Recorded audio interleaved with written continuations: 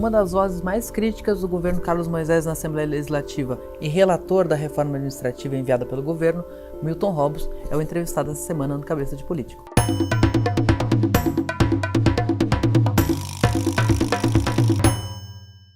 Deputado, a gente viveu uma onda de mudança, uma onda conservadora, digamos assim, nessa última eleição, muito focada no número 17 do presidente Bolsonaro.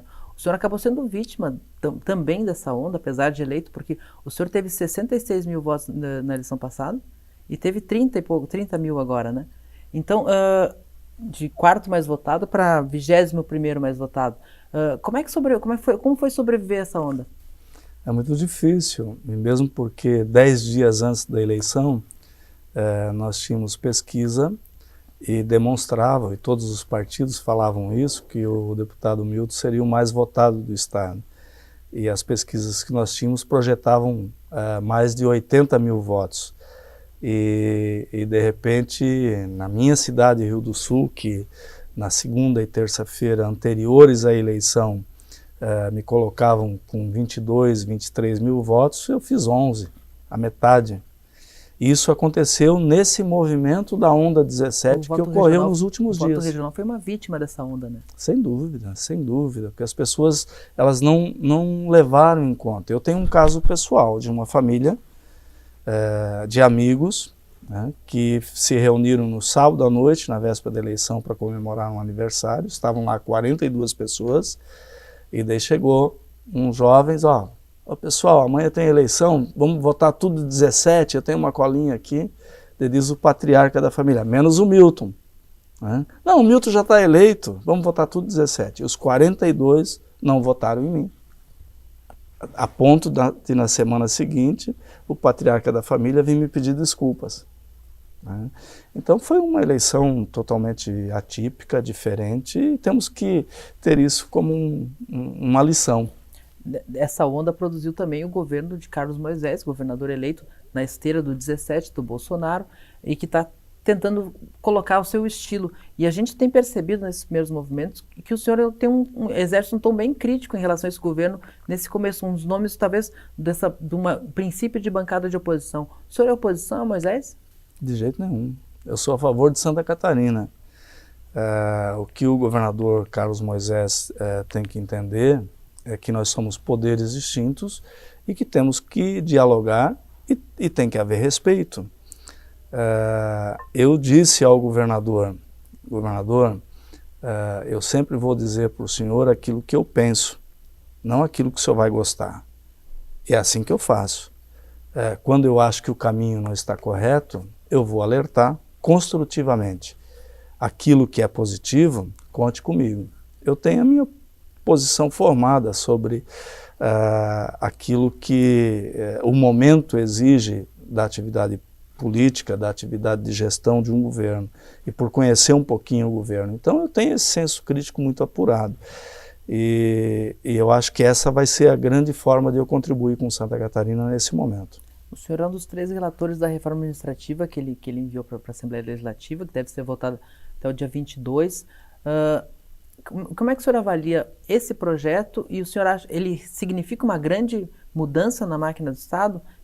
Absolutamente. Eu disse isso, por isso que às vezes vocês acham que é crítico oposicionista. Pelo contrário. Um crítico que quer construir um momento melhor. Eu disse, quando ela foi apresentada na Assembleia, o escopo da reforma, eu disse ao secretário Douglas, ao secretário Tasca, que lá apresentaram, que eu particularmente me sentia frustrado, porque eu vi nessa reforma só um pouquinho mais do mesmo. Nós não vimos conceitualmente uma mudança que pudesse, de fato, transformar Santa Catarina. Uma reforma que diz ser austera e diz trazer grande economia, como essa, ela não traz nada. Não existe economia. Essa economia de 100 milhões por ano, que tem que ser aferida, que eu acho que não é, né? Ela é muito pouco perante a necessidade que o Estado tem. Então hoje nós precisamos de uma reforma estrutural do Estado que diminua o tamanho da sua máquina pública, o seu custo, aí em torno de 20%, e não 0,2%. como é essa reforma. Então essa reforma é um pouquinho mais do mesmo, tirar daqui e botar para cá. Por que que tira o status de Secretaria da Defesa Civil se não vai trazer um centavo de economia? Não muda absolutamente nada a estrutura. Não muda nem o salário do secretário. Nem o salário do secretário. Então que reforma é essa? É você dizer que ela não é mais secretaria para vender lá para a opinião pública que nós reduzimos de 20, 30 para 10 secretarias, porque o número mágico é 10. Ora, o número tem que ser aquilo que é o necessário para o Estado funcionar bem. A reforma que a Assembleia vai aprovar vai ser muito mexida em relação ao que o Moisés mandou? Nós temos que respeitar a vontade do Parlamento, porque não são os relatores que vão dar o conteúdo da reforma, e sim o conjunto dos deputados. E nós temos lá 139 emendas. Né?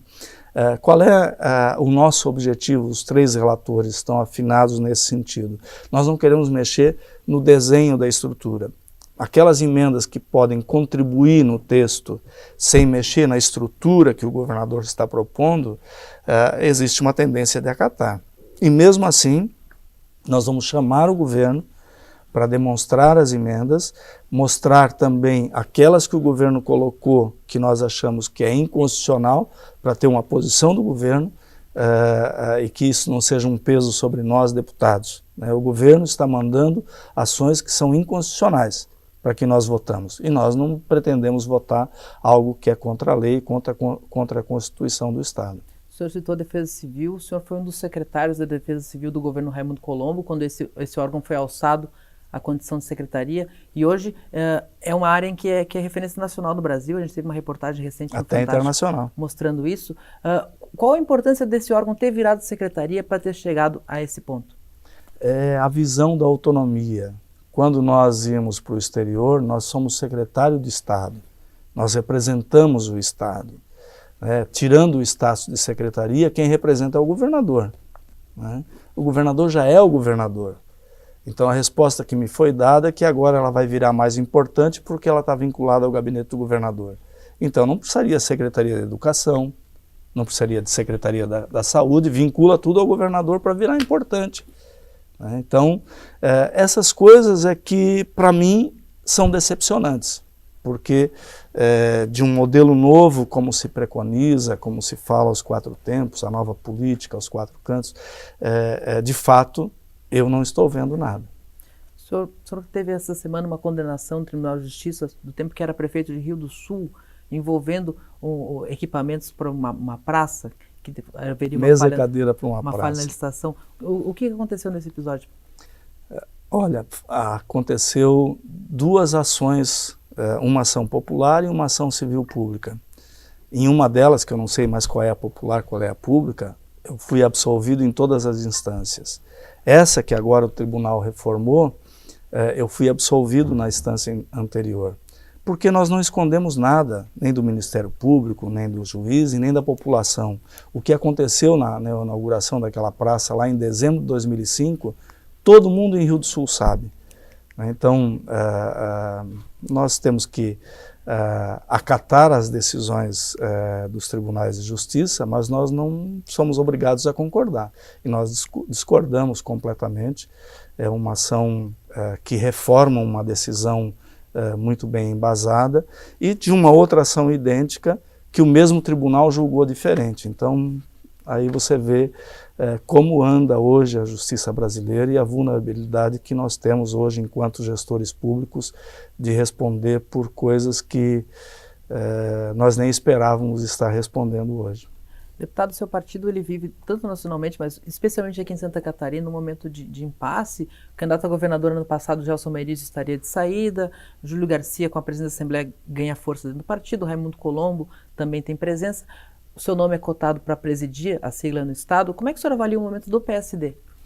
É igual aos demais partidos brasileiros. Nós estamos todos no fundo do poço.